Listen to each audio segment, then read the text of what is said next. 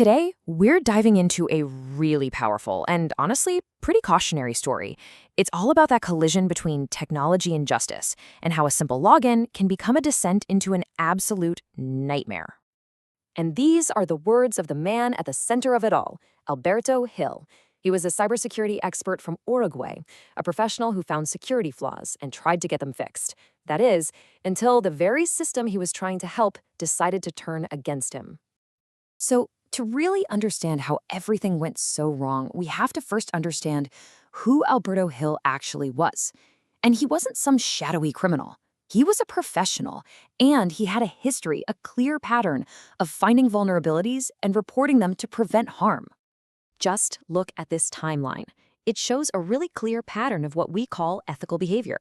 He helped a medical provider twice. He helped YouTube, a stock exchange. He was consistently finding these dangerous flaws and reporting them. And here's the key part. He never asked for a dime. He never got anything for these reports. He was just trying to help.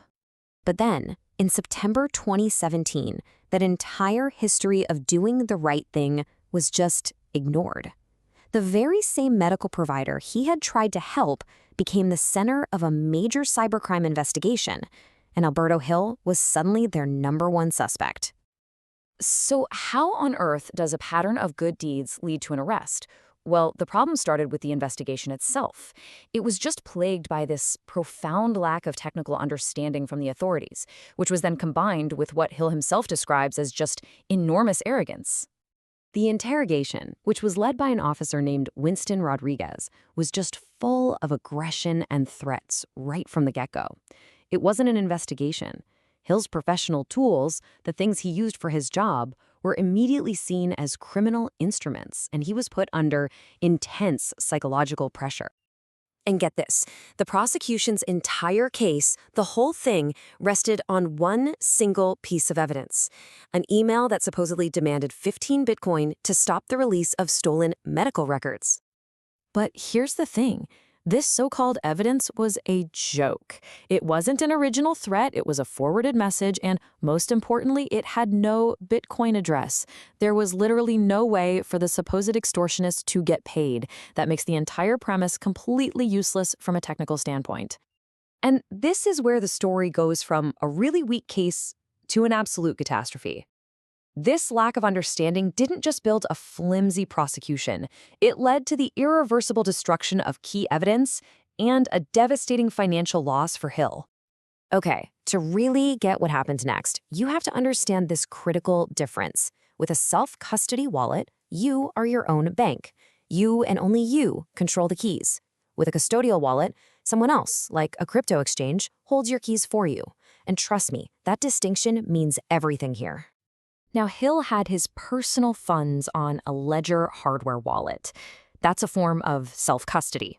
It's basically a digital fortress, and it's designed specifically to wipe itself completely clean after 3 wrong PIN attempts. It's a security feature. The only way back in is with a secret recovery phrase that only the owner has. The police, most likely just trying to guess the PIN, triggered that security feature, and in doing so, they permanently destroyed all the data on the device. 27 of Hill's Bitcoins, along with his other crypto assets, were gone. Not stolen, not misplaced, just erased. Forever. And unbelievably, the nightmare wasn't over. It wasn't just his self-custody wallet. Because they mishandled his seized phone, he also lost all the funds he had on a custodial exchange called WEX. You see, his account was protected by two-factor authentication, 2FA. You probably use this yourself. To get in, you need your password and a code from an app on your physical phone. Well, the police had that phone. Hill told them over and over again, "Let me give you my credentials, let's secure these assets." But they refused. And by the time they finally gave him his phone back, 2 years later, the WEX exchange had collapsed. Over $100,000 of his money was just gone. So, this story isn't just about lost data or lost money. This systemic failure, this incompetence, had a truly devastating human cost. I mean, think about this. He was interrogated without a lawyer. He was denied his vital medication for anxiety and ADHD. They threatened him until he gave a false confession. The police then fed lies to the press, which destroyed his reputation in a massive trial by media. All of this led to him spending 8 months in prison and being left completely financially ruined. And here's the thing that should really worry all of us. What makes this story so important is that Alberto Hill's case, it's not some weird, isolated incident. No, it actually reveals a much bigger, much more troubling pattern of how our legal systems are completely failing in the digital age. We've seen this playbook before in other big tech-related cases, right? Like with Aaron Swartz or Julian Assange. A legal system confronts technology it doesn't understand, and what does it do? It often responds with totally disproportionate force. It criminalizes the expert and manipulates the public narrative to fit its own story. And this is why all of this matters so much.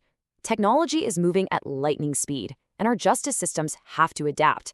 We're talking about needing mandatory technical training for law enforcement, standardized rules for handling digital evidence, because without real reform, we risk creating more and more victims, just like Alberto Hill. It really leaves you with a final, pretty heavy thought, doesn't it? When the very tools of justice are wielded with ignorance, does the system actually protect the public, or does it become the very threat it was created to prevent?